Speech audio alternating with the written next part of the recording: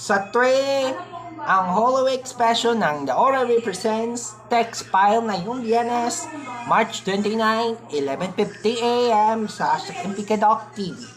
Sa Pantala, na paggawa ng lala ang kumutla sa pagsisikli dahil sa pagsisiklo ang mga dito.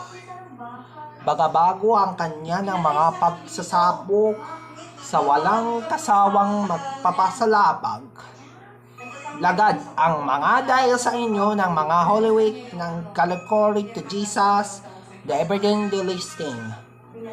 Binadalit sa mga pagkakalapit ng mga pagsusumla sa pagbabawas ng ikagalit na mga text, pagbabasa mga text ng ilang files na ating nakakalabatan ng karapatan.